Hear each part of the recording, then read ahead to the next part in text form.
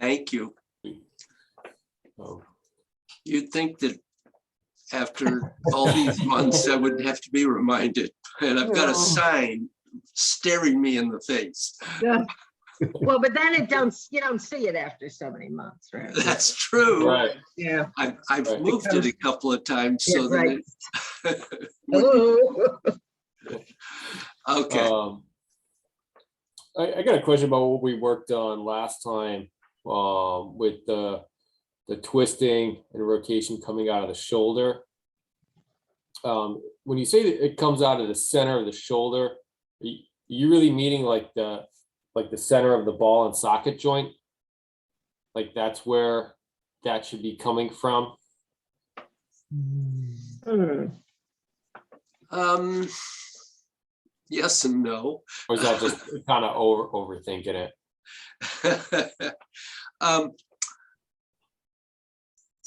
Yes, it is, but it's also, of course, connected to the scapula.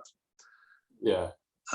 So it is not, you can't say it's solely the Yeah. ball and socket of the shoulder. Uh-huh. It also is related to the scapula, and actually we'll talk a little bit about that today if we get that far. Okay. But I don't know what else to say about that. Okay.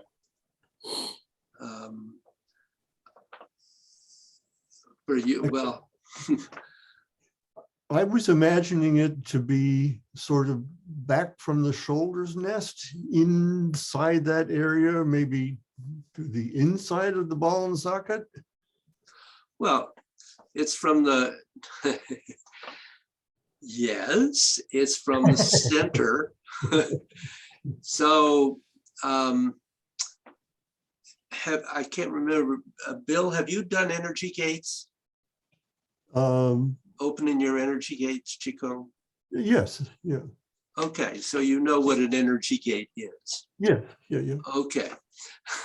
I just wanted to make sure I wasn't trying to talk Yeah, about yeah. something you weren't Okay. familiar Fair with. enough. So the energy gate is in the middle of the Okay. joint. Now, the problem with the shoulder is that you have several different centers. Yeah.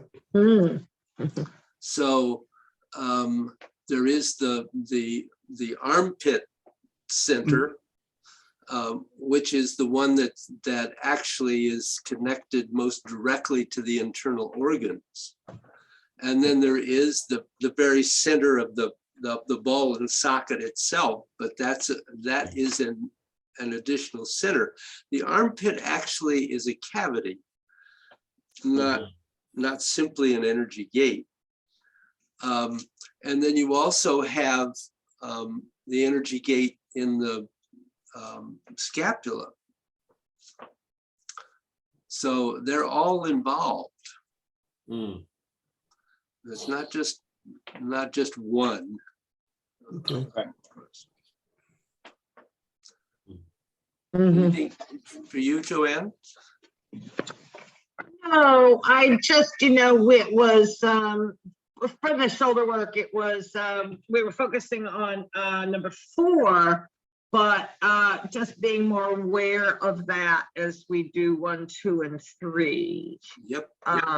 As well. It just kind of struck me. And so, yeah, and I think I'm still in practice working on putting it all together. I rise too fast is probably the biggest issue I have. So my body kind of stops, so my arms are still moving. I noticed that in number 4 in particular. So, There is it might also be my challenging knees. yeah. Well, that can certainly. Yeah. And that tendency to either rise or sink quickly is one that you're not the only person to deal with that, because we get into that kind of syncopated movement And it is whatever it is, but we want to try to even that out, to balance it so that it's a smooth,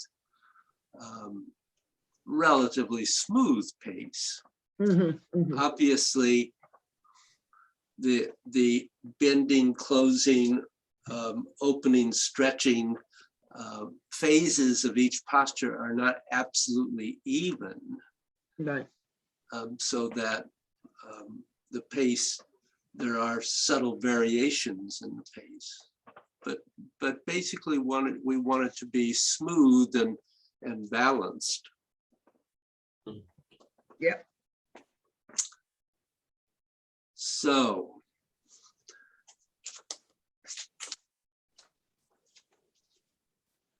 we're going to continue with several aspects related to movement 4. And I think one of the things that Joanne mentioned is all of the things we are talking about here in relation to movement 4 obviously also relate to 1, 2, and 3, and indeed 5 and 6.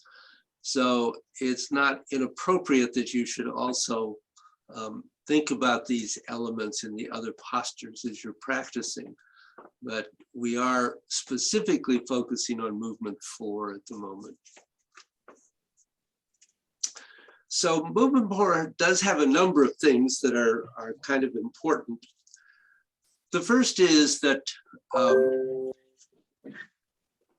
in this movement, where you're doing the Kwa folding, you're really emphasizing the chi going from the bottom of your feet or even below your feet to above your head and having it go all the way out to your sides. So now we're getting the whole etheric field coming up and down.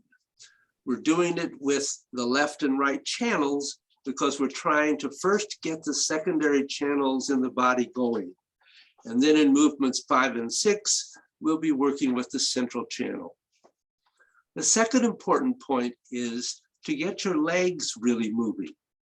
So the fold you're doing is rather important, but what is more important is that you get the energy of your spine connect through your hips to go down through your legs and to your feet.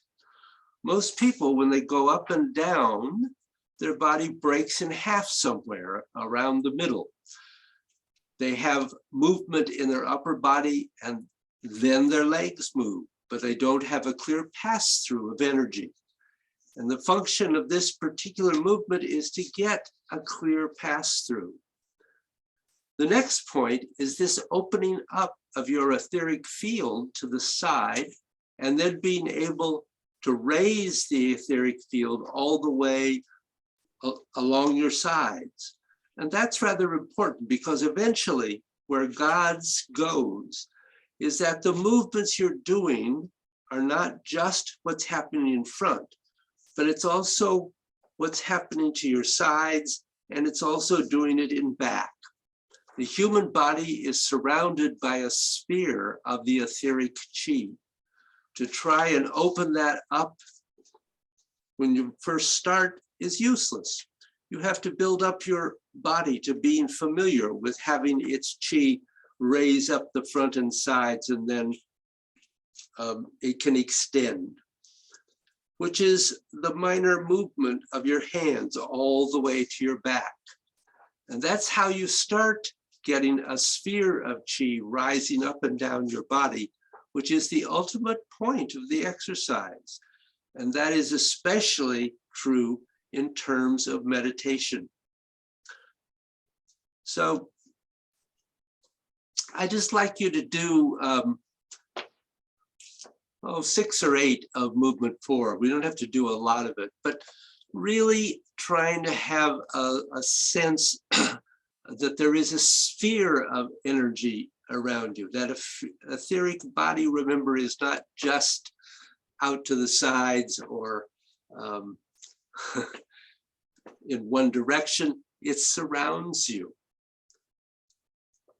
So just see how you experience that as you do movement 4, because it has that wonderful movement at the bottom where you're spreading out to the limit of the etheric field and then raising it up. And then as you come down the center, you're pushing that etheric field down to your feet.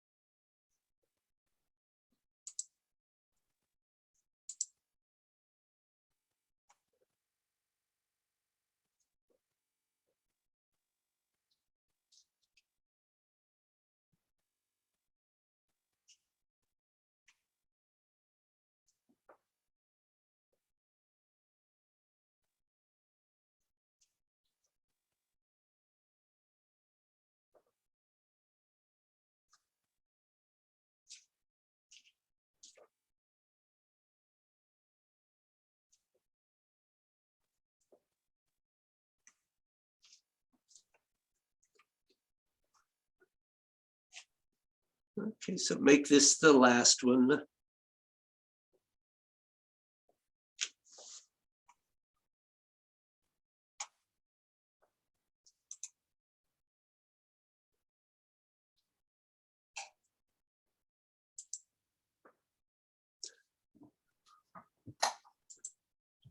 Oops.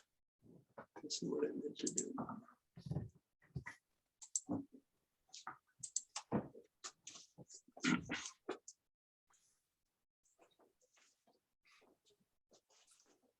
So one thing, a couple of things I might just say about that. One was, interestingly enough, I did see a little tendency to pause.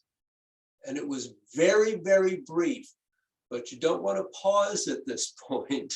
You want that movement to be continuous.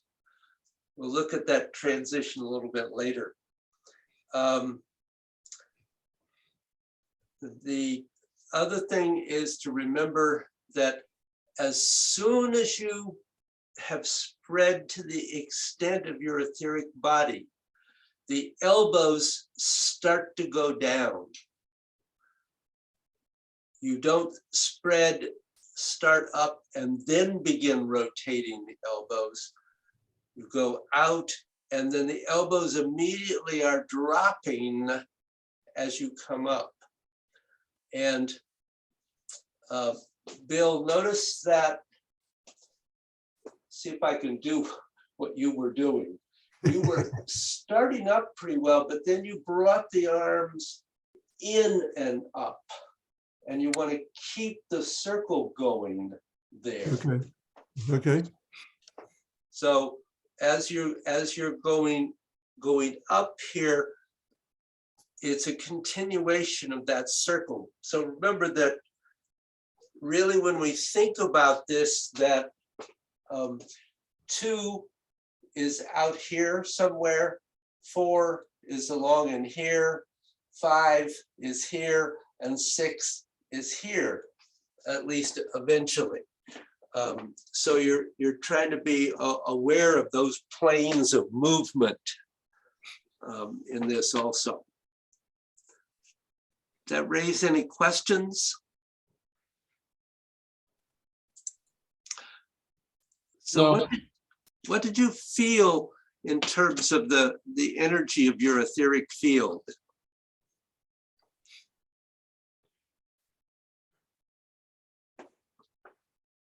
Not much. No, I can feel it to the sides in the back. Like more of a sense in the back once the energy was rising up, like in the torso. Good. Not as strong when rising up from the legs. Yep. Yeah, I had several conflicting feelings. As you know, David, I got issues with bending right now and Yeah. dropping. And it took a while for the energy to drop, even though my body was not dropping. So I think I figured that out toward the end, probably at the cost of what my arms were doing. Okay, well, that's where you are at the moment. Yeah. That's okay. Joanne? Yeah, I actually felt it more in the front than I had before, which I thought was interesting because I think I have been concentrating much more on just the sides rather than the front and the back. And I felt it more in the front, and I felt it more in the channels, probably as a result of that. Right, good, good. Your arm positions are much better too, Joanne. Yeah, I feel like I've kind of clicked on that. Yeah. Yeah, good. So I'm just going to quickly go through a statement that Bruce made at this point, which, as he put it, should you be a scientific rationalist, you may want to just listen or ignore this comment. So why God's playing in the clouds is called that is that if the gods are playing in the clouds, they're not played in the human body. They're not bound by the earth anymore. And that's why they are way up in the sky. And the sky does not just mean the skies of the earth. It could also mean 100 billion galaxies away from here. So when you talk about what can happen with God's plane in the clouds, you're talking about giving your mind the ability to travel past your body into regions beyond your physical torso. The connection point that it has to start from is the boundary of your etheric body. And that means you have to have your whole etheric body somewhat under a tight control in order to then just literally let go out to the stars. And this was always something that was a big thing inside of Taoism. Even if they had absolutely no interest in doing anything in the stars, you could think, I want to go out to the stars or that galaxy because I want to do something there or have it give me some sort of information. But that was not the primary reason why Taoists did it. They had methods to do that, but most people never did them. The biggest issue was, could you clear eventually all the karma between you and how it's stuck and contacts the rest of the universe? And can you clear the karma that's in the rest of the universe that will come back and get you? Now, in terms of the enlightenment process, in terms of becoming free of your initial blockages, in terms of opening up your spine to its full potential, in terms of not having your spine be damaged by the connections you have with other beings in other times and places that will have things coming toward Earth that will damage your spirit. These are kind of important. So this was a quote from Bruce, who said that in his teaching work, he had never taught this. He is just mentioning it to us at the moment. He was not going to teach us how to do it, because you need to have a retreat center so that you can make sure that you really start, if you really start going out, you don't get some really nasty entities coming back in, because they are what throughout history has been responsible for esoteric practices, driving people crazy or making them very sick. So if you are going to protect from that, then you have to have a way of filtering it out so they can't get in. But this movement and what you're doing is the beginning of the process in God's, so you could start traveling off planet. You can take that or leave it. Interesting thought. So the transitions are going to be important so that the flow of the chi is unbroken and that the line can fully do what it is supposed to do. And we're talking here not just about the transitions between movements 1 and 2 and 2 and 3 and 3 and 4, etc., but also between the closing and opening parts of each movement. And it's not just the flow of chi where you are starting, that's on a linear line. If you have a linear line and you want it to go out, that's great. But if you break it, then you better be doing Morse code because the link is broken. You can start again, and it may do more or less what you wanted to do, but you can't continue to build upon what was there in the first place. So that's the central issue with doing any transition. So I'm going to just do a little bit of 2, 3, and 4 And I want you to really observe how I'm making those transitions between the various parts and between the postures themselves. So.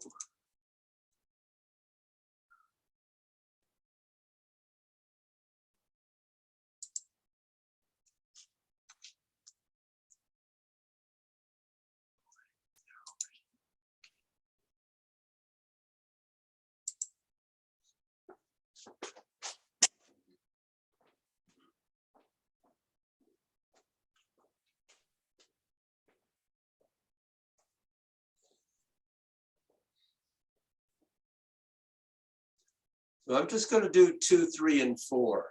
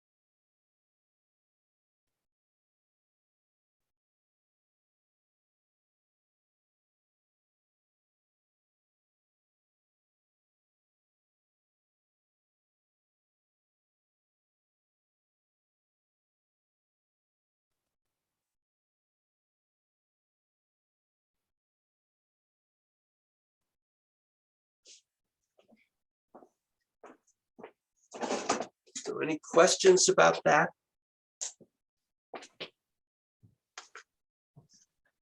No, but I see more clearly what you mean. I mean, I feel like I'm really not, yeah, it's not quite a full stop, but it's more jerky Yeah, than you are. So that's helpful to see. Yeah.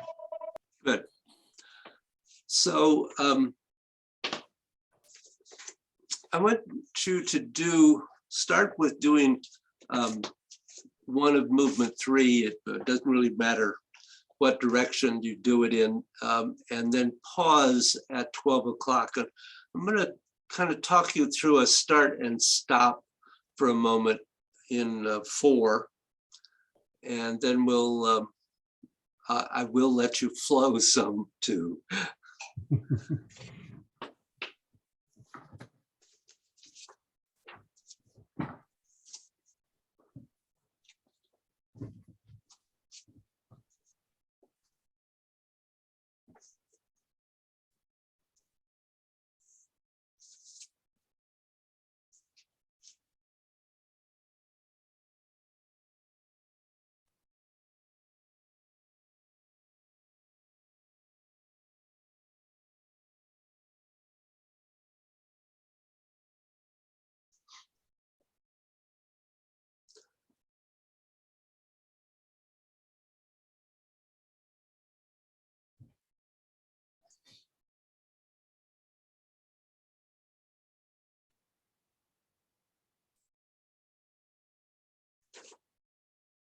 And then pause.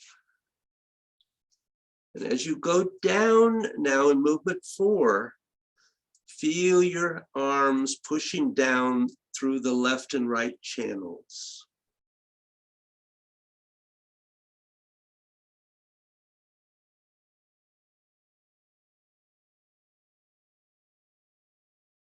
And then as you go out to the sides, letting your hands open up your etheric field.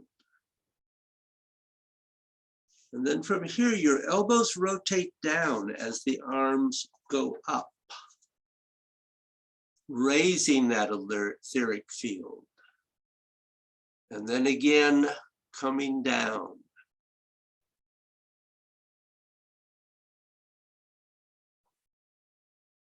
Just continue.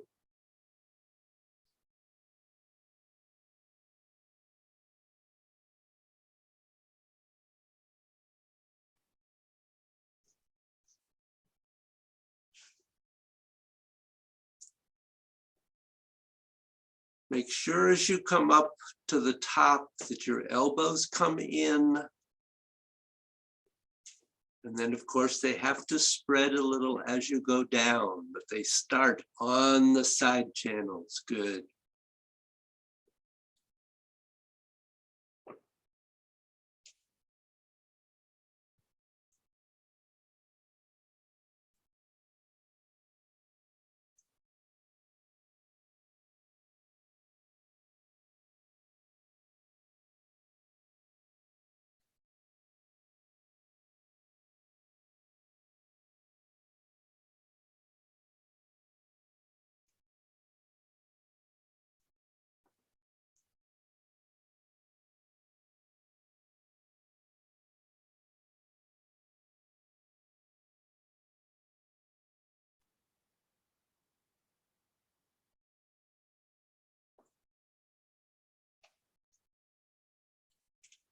Okay, so you could pause and sit down for a minute.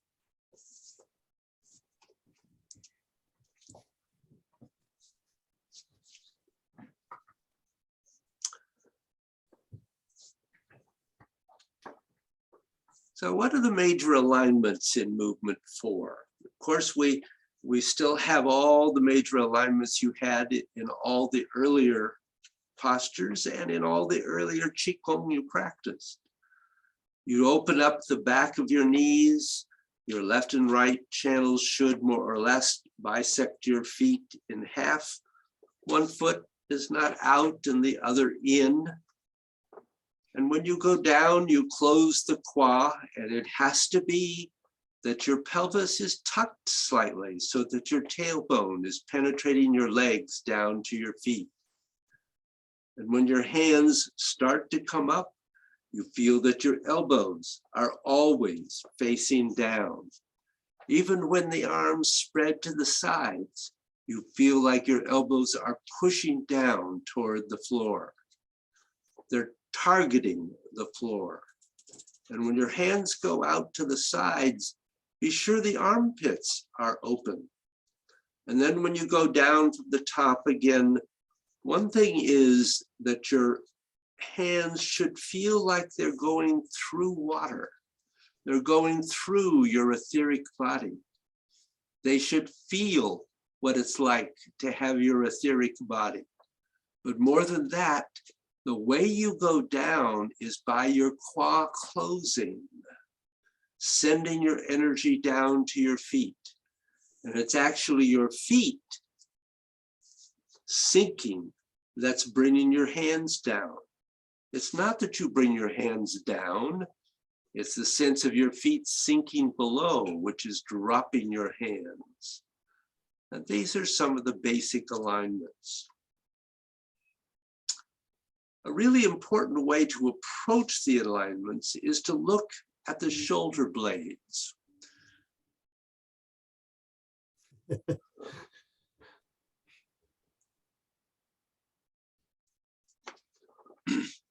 The entire time that you are doing this movement, your shoulder blades are in constant motion. They are tracking what your arms are doing. So your shoulder blades must not become frozen, they must be moving. So, let's see.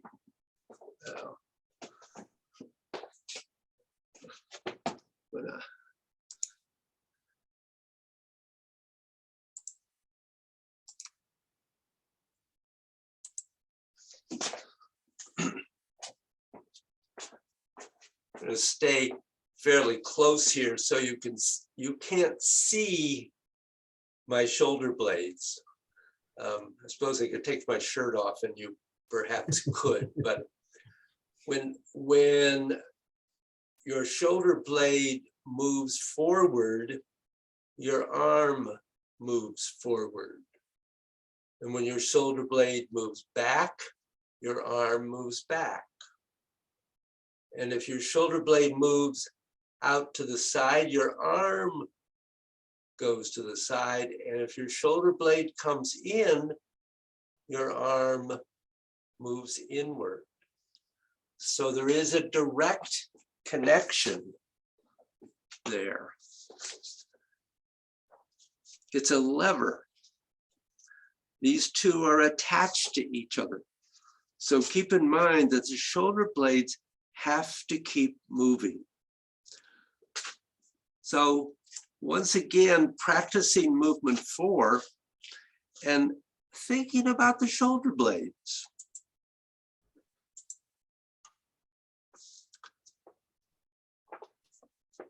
So you guys are really actually pretty good. I noticed this morning when you started, but I'd like you to do it again, standing up if you can.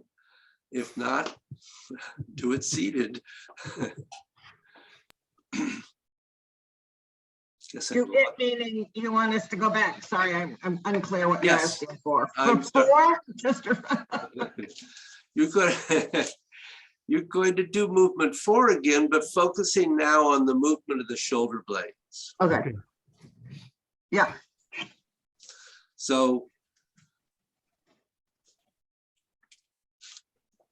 I want you to stand and actually do what you all did automatically this morning. I was really delighted, and that is to get your mind inside your body.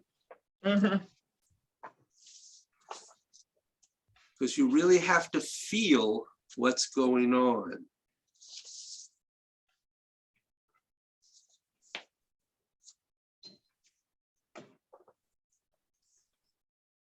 In movement 4, that's really important, so that when your hands are pressing out to the sides, your mind is extending your chi through your hands to your fingertips. And it is continuously extending it as your arms go up.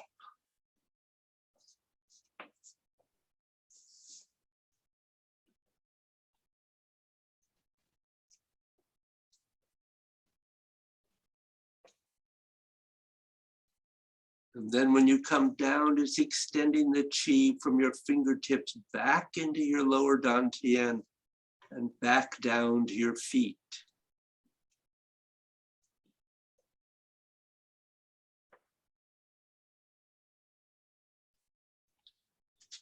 And feeling that direct connection to your scapula. So you want your scapula to move your arms.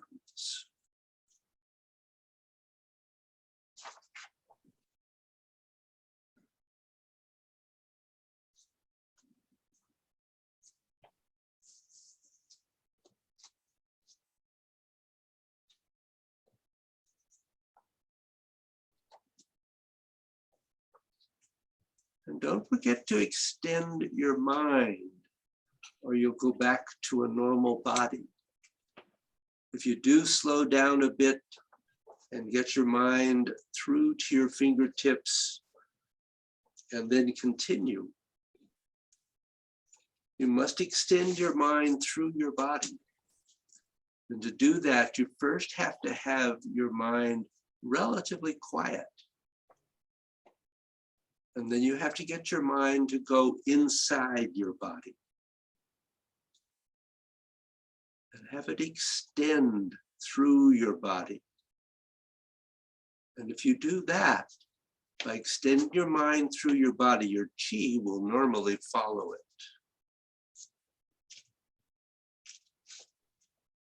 Feeling that connection all the way through.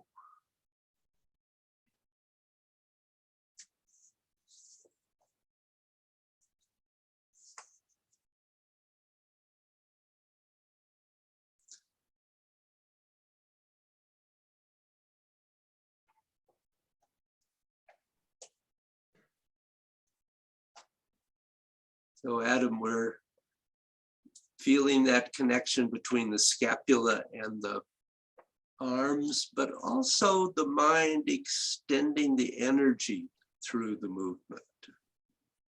Okay.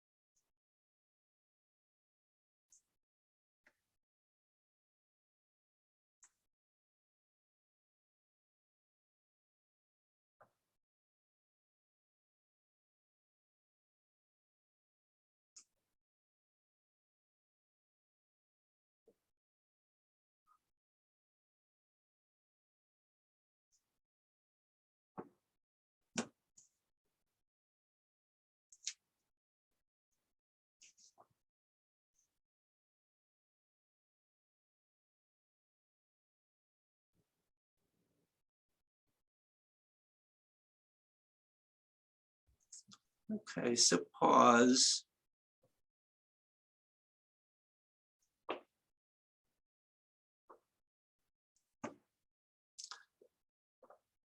Can you feel the scapula movement? Yes.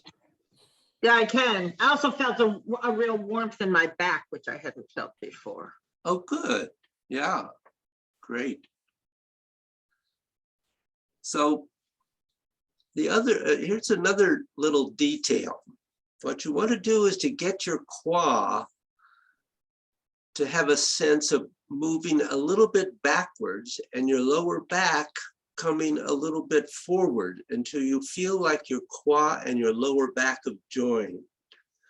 They need to be connected to each other so that they have a sense of meeting somewhere in the middle of your body.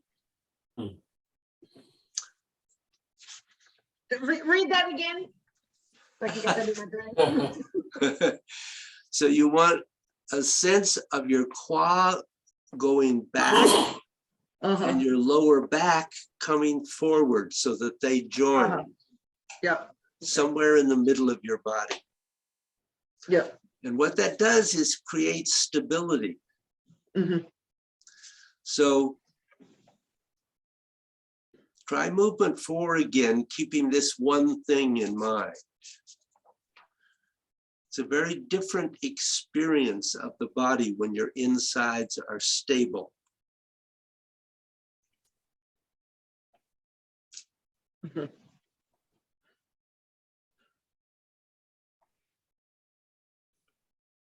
So just take a moment and see if you can feel that sense of the qua and the lower back meeting each other.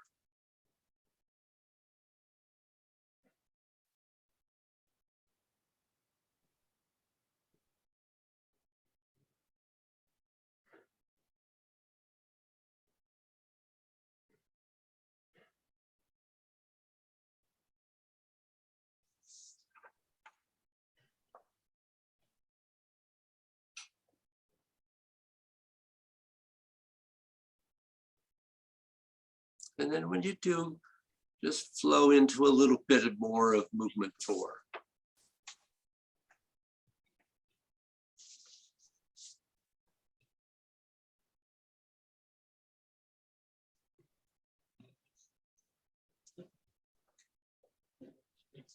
When you do get this, you don't usually squat or fold as low in the beginning because all the muscles inside are going to have to stretch. But once you have this, the stretching of your qua raises your hands, and the shrinking of your qua brings your pelvis and your legs down. So you now simply have what the control point is. So as you open the qua, have that raise your hands and straighten your legs. And as you close your kwa, have it drop your arms and bend your legs.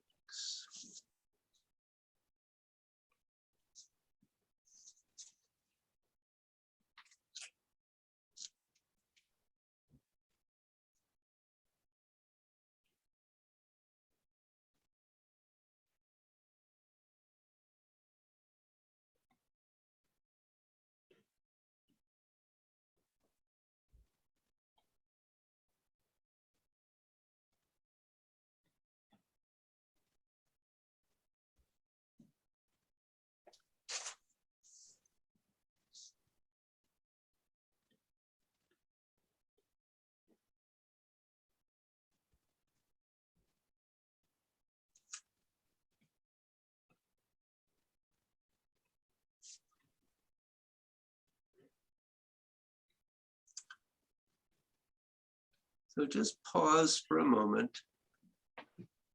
Because now I want you to do 2 of each of movements 1, 2, 3, and 4. And make sure that you do this thing with your kwa and your lower back. And endeavor to maintain it all the way through all 4 postures, 4 movements. Just 2 of each to give you a little time to know if you were actually keeping it together. Okay.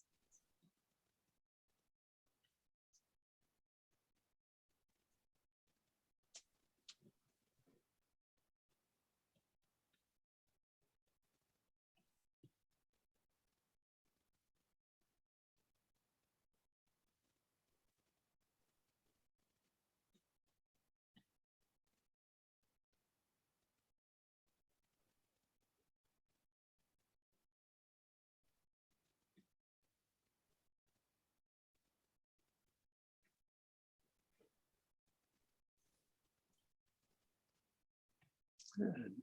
Okay. Relax. Many times you see people doing Qigong or Tai Chi and you'll see them, their body wobbling involuntarily. And it's simply because the kwa and the spine have not been joined together. It's a bit like a loose bolt.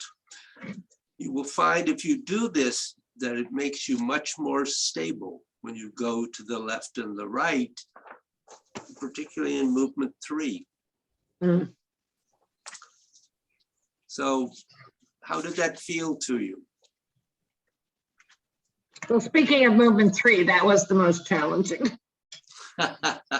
Hmm. of the four of them, yeah, in terms of really keeping that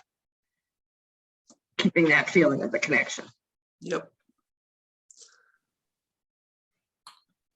But being aware of it now makes it possible for you to do that. Yep. Yes. Yeah, I found it really helpful in movement 3 because it gave you a lot of feedback on when you were about to overdo it, because you could feel that connection starting to almost like stutter out, and you lose it, and you realize you've already gone too far, you know. So Good point. Yeah. Good. Right. No, that's good. Great. Where are we here?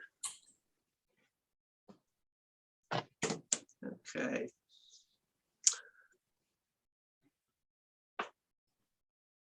So one more thing in relation to this, and this is not so much of a physical movement, but what about your eyes? I'll put my glasses on. Yeah. Everybody puts their glasses on. yeah. If you're doing gods, everything that's in Qigong applies to gods, and your eyes can do a number of things. You can project out of your eyes, almost like the inside of your head is going out of your eyes toward whatever thing you're looking at. And you can sort of suck whatever's out there right into your brain. But you also can keep your eyes neutral. And in that neutral, you also can project energy out or pull energy back into your brain without getting any sense of imbalance or overextending. Anyone who just has their eyes go out will have the sense of overextending and very easily going past what their limits are. If they just pull in too much, they are overextending inward. And if you were to exaggerate the movement, they might actually fall backwards. So what are the big things that you can expect your eyes to do? One, they can actually allow you to see what's around you. So you don't have to put your hand into a spinning fan. You don't need to use any effort whatsoever to see out of your eyes. If you're not blind, if you don't have serious problems that you need really giant glasses, you can leave the eyes still and they will pick up whatever is coming towards them. But now we have another thing. There are two things human beings do with their intent when they connect to the world. They go out to the world or they suck the world in. Now to see what is in the world and let it come into you, you don't have to do anything. But if you want to suck the world into you, you do. To see what's out there in the distance, you don't need to do anything at all. But to have your mind and your energy project to that space, you do. So one is equivalent of the bug-eyed going out or coming in. And if you see a person who is extremely depressed, their eyes look withdrawn because they are feeling terrible. They're sucking in everything that's out there. The only thing is that the way they are interpreting what's coming in is usually in a very negative state. In Qigong, you can project out and come in, but generally this is done just to make your eyes stronger. For example, if you have 100 units of energy in your finger and you really project out, you can increase the energy in your finger to 200, 300, 400. If I have 100 in my finger and I make it go in, I can pull that 100 or 200 units of energy into my mind. So the question becomes, is that what you want to do? Now for normal life, all you need is to maintain this very smooth in and out. So the connection between your brain and your eyes is strong, because then you generally actually see more of what's in you. If you don't have enough chi in your eyes, what happens is that the darker recesses of your unconscious mind fill in the information that your brain is then going to use to tell you what you saw. Whereas if the power is fairly strong, your unconscious mind doesn't project as much into your conscious mind. It has no need to. It is satisfied that the job of seeing is getting done. So you know basically what neutral looks like. There's no intent to project either out or in. Now, could you do all the movements of God's plane in the clouds with your eyes neither in or out? Sure. And a big reason why you would do this is if your eyes are neither in nor out, it actually becomes easier to be inside your body and to really start relaxing it. When you really go out with your eyes or really come in, it becomes hard to truly relax your body or mind. You do get other things. Whatever it was you were trying to pull in, you get, and whatever you're trying to push out, you push out. But you don't get a deep sense of relaxation and a deep sense of letting go. If, for example, you do movement 3 and you found that even though you had your mind inside your body, and even though you're kind of pushing your chi through it, you're really not feeling that much is happening between your forearm and your hand. At a moment like that, you just let your eyes really open up and you can watch the chi start flowing through. Then again, if you're doing a movement where you're coming in, but you're not feeling that much is coming in, then what you could do is let your eyes pull in and you will activate those channels coming in. So these are things that you could do with your eyes. You don't have to do it. You don't have to go bug-eyed. The difference is really very subtle. And actually, just for a moment, I'm going to just project out and then draw in. And you really can't see any big difference in that, just looking at it, but it's there. Remember, it's not your eyeballs that are doing it. It is your brain. It's not your eyes that are going out or coming in, it's your brain. That is what's going through your eyes. It is the chi that's inside your brain that's going outside your eyes and coming back into your brain. Your eyeballs don't actually do that much. They really don't. In terms of the way a human lives, they don't have that big an impact. So you could do one more practice just for fun, a little bit more of movement 4, and where you are sending energy out, see if you can increase that through your eyes and draw it in where you're drawing it in through your eyes.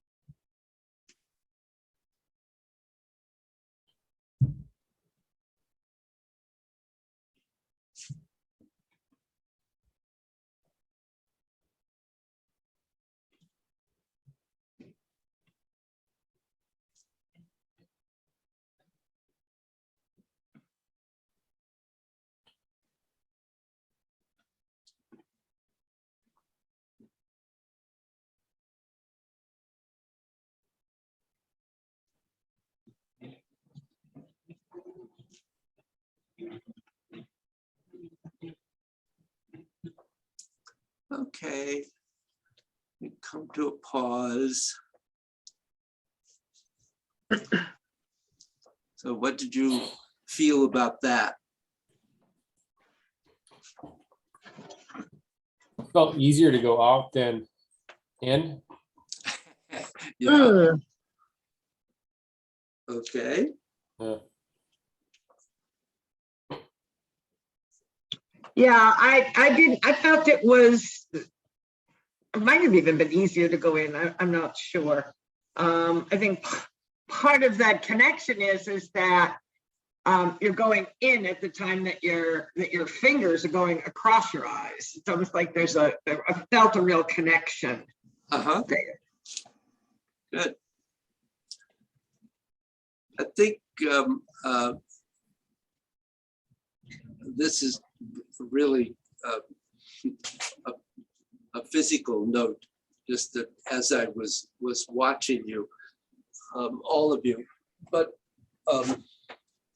also particularly Bill, just remember that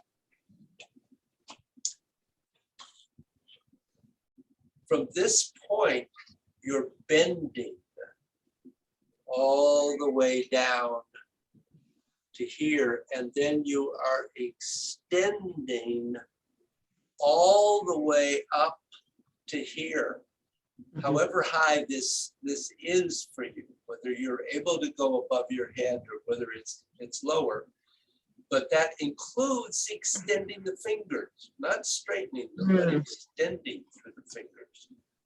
What I was seeing was a kind of a sense of that extension going up and then starting to bend already at the end of that. And the bend does not begin until you start down. Good.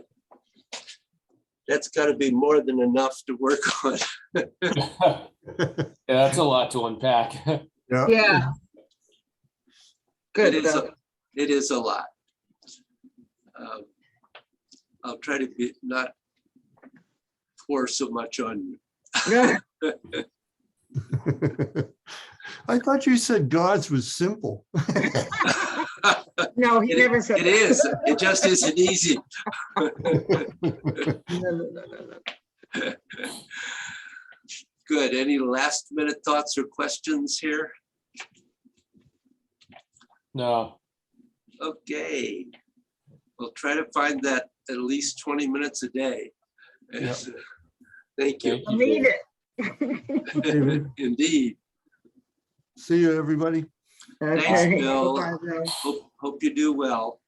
Thank you.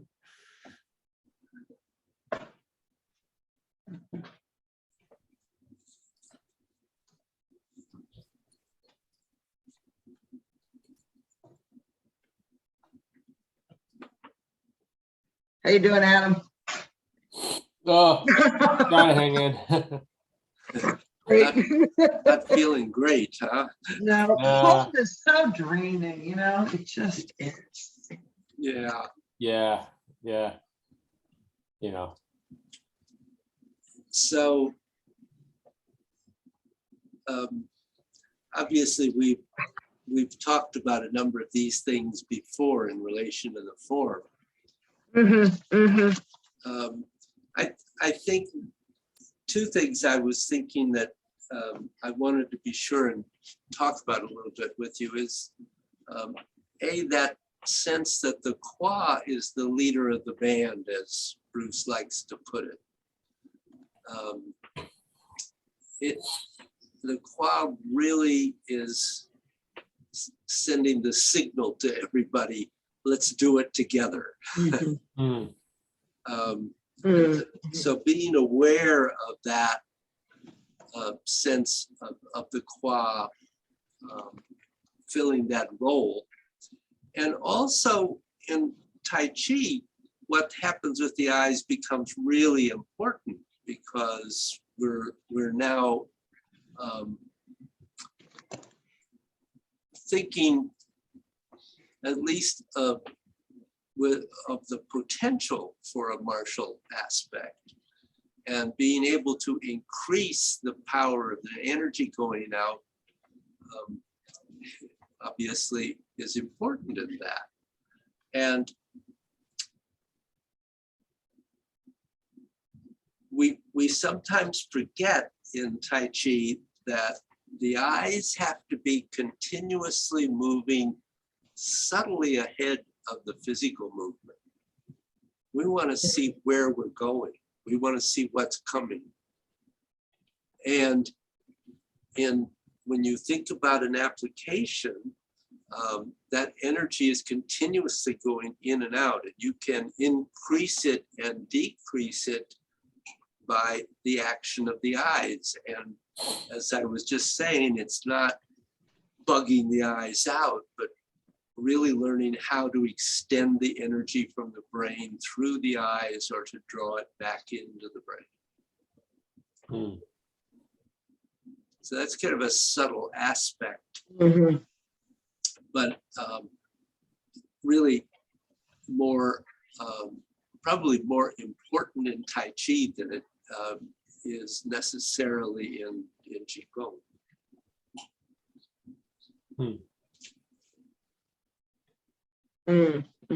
So, Okay. a couple of thoughts.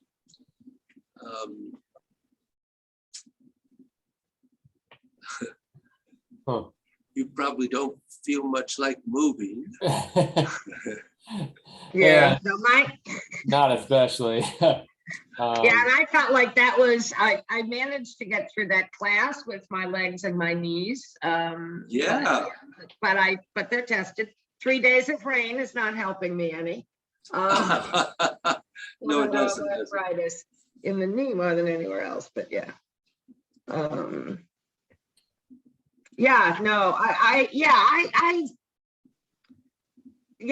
find it's helpful, even though we're not doing a lot in this part of the class, just to be reminded of bringing that in. So for that practice, right? Of yes, where those, where those connections are. So when you're feeling better, you can Yeah, definitely. take a little focus in that direction. A question about that, when you say, increasing the energy flowing either in or out, does that change your feeling of the energy?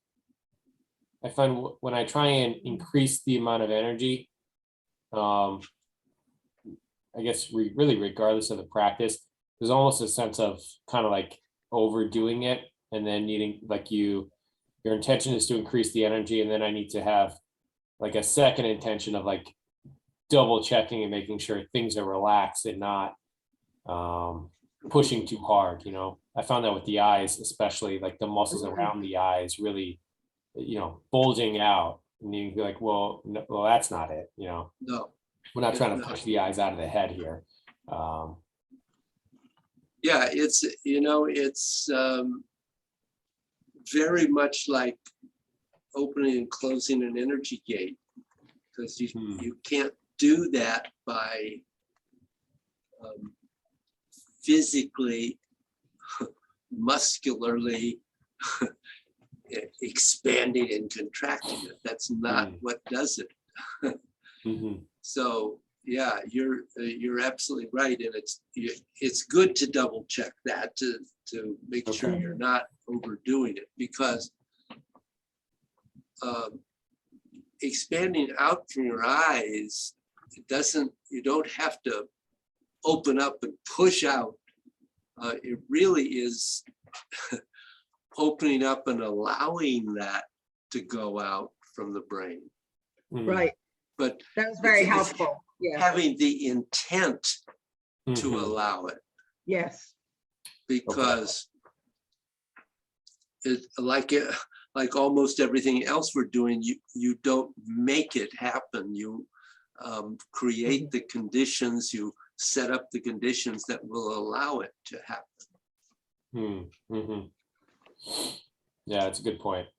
Good reminder. Yeah, I'm saying that in the last class in terms of that kind of, yeah, clicked for me. The brain, not the eyeball. Yeah, Made, Yeah.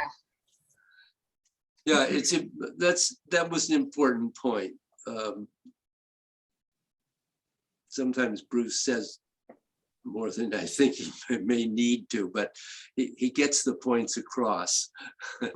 yeah, And that really is the important point, that it's not the eyeballs at all.